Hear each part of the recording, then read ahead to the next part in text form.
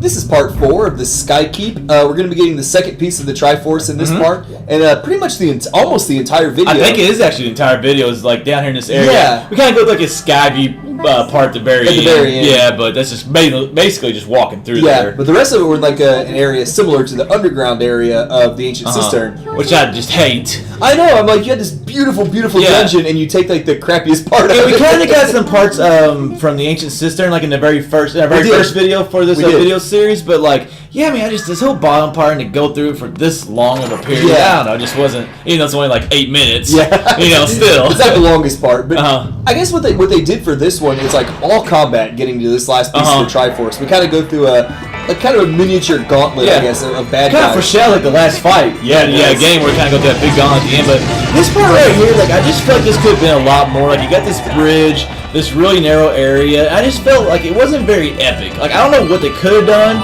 but I just didn't. It could have been better. It could have been. I mean, like, you think back to like a little earlier in this dungeon, we fought like the guy with the electronic sword on a bridge. Yeah, the mini boss from the sand ship. Yeah, and I thought that felt epic. That was awesome. And that got beat our butts too. Yeah, well, like it's the same concept, like you're in a closed area, but just like I never like had the fear of falling off right there or anything. So I don't know exactly how you could change that right there, but just in some way, I don't know. I felt like it could have been better. I will be completely honest. I completely forgot you could run up those guys' shields. Now that might have made it interesting, actually, if you think about it. Yeah, because.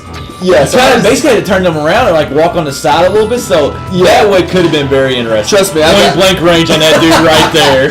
Zoomed in right in the face. In the face. Now, like this, like little face right here, or statue, rock formation. Yeah.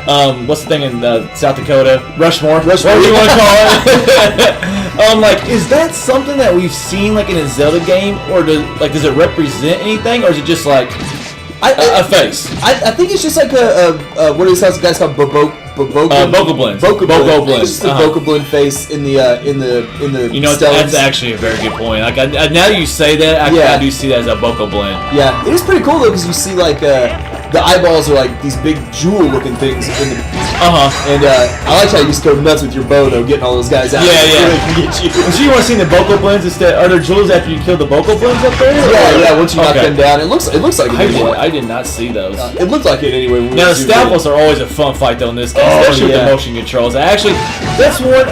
The one later on that we fight at the very end that has the 4 swords. Yeah. Those are a little bit more tough. You got the jab and everything like that, but still, I mean, they're kind of a fun mini boss / enemy in this game. I agree. I like when they introduced them. They were one of the earlier times that you really, the motion controls really shine. Is what I'm trying to say. We'll get there. You know, it's our 4th part's the first one of the night. They don't know that, but who cares? But yeah, I thought the Stalfos were just a great way to introduce like. How about that room right there? I don't know if you like looked up, but like there's all kinds of like skeletons and bones, and like there's also chains like kind of hanging down, holding the bones. Like that was actually a very cool room if you looked up right there. Dark, it's kind of a. And we really didn't get that kind of like bones and chains like in the Ancient Cistern. Like not really. Yeah, it was the exact same color, but we didn't get that detail. Yeah, I don't feel like in the Ancient Cistern. Now this fight, like you said, when you get the guy with the 4 swords, is considerably tougher than the earlier ones. And part of what makes it tough is you have this whole mobs of these guys. Curse Bokoblins. Chasing you around the whole time. Well, what's the pain is like you gotta get a fatal blow on them. If you gotta get the fatal blow, you kill them. If you don't, you gotta knock them down like 3 or 4 times, and that's what I'm trying to do right here. I'm trying to get those out of the way first. It's a smart strategy. So it makes the Stalfos easier, but just. It wasn't cooperating. No, that is the right strategy, I think, though. If you can stay far enough away from the Stalfos, take care of these guys, then you can just focus on the Stalfos by himself. I mean, I had a picture in my head, and this is not what that picture was. So, the picture in my head was working. They just keep stalking you, though. It's tough.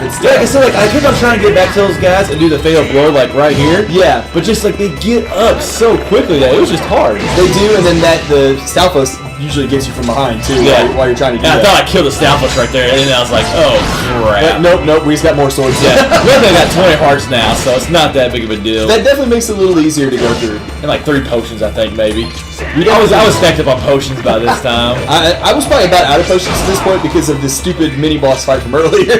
Oh yeah, with the mob boss, the big boss. Yeah. Oh man, yeah, that guy, he got me too, man. Yeah, that guy. I think he didn't have me. Like we talked about this in the last part, but I'm pretty sure he was not electric. No, I don't think he was either, but man. Any electricity boss, or any electric enemy in Zelda, I absolutely hate. Yeah, there's a 90% chance I'm going to get shocked by it. Because my patience, well, both of our patience levels are basically non-existent. Exactly. And so, like, those electric guys always get us. Yeah. I will say, once you finally get rid of these little guys running around, you do a good job with the Southwest itself. Well, thank you, Red. It's just it means a lot, man. You want to go ahead and just stop now? Yep, we're done. Call part 4. I mean, he gets you a few times. Actually, nails me right there. Yeah, I know. Bad time. Well, there's 4 swords, man. Now, they might be all going the same direction, but there's still 4 of them. Yeah.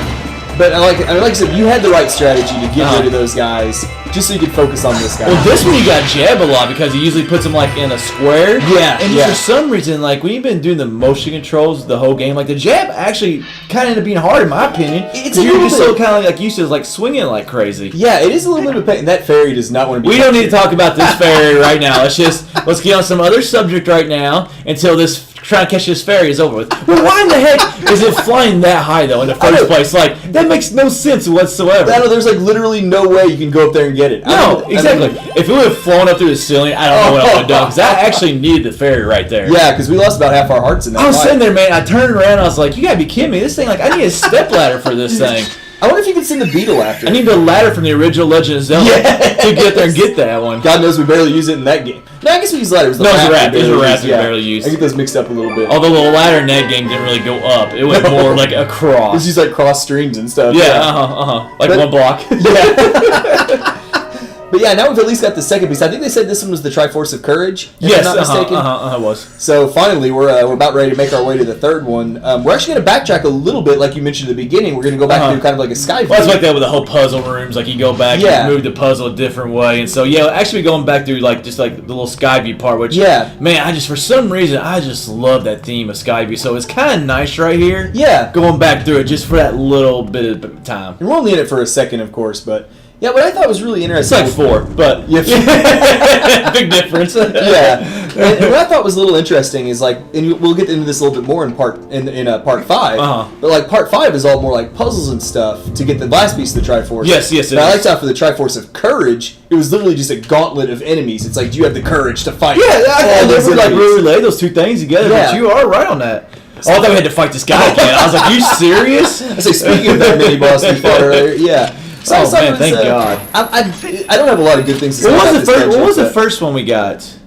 I would first say Power. And what I really don't remember what we did. No, me neither. The first one that well. We went through like I think the sand ship part or whatever. Yeah. I'm not really positive. With the time shift. I know this last part we do the fire sanctuary, but anyways, y'all go ahead and wrap up part 4 of the Skykeep.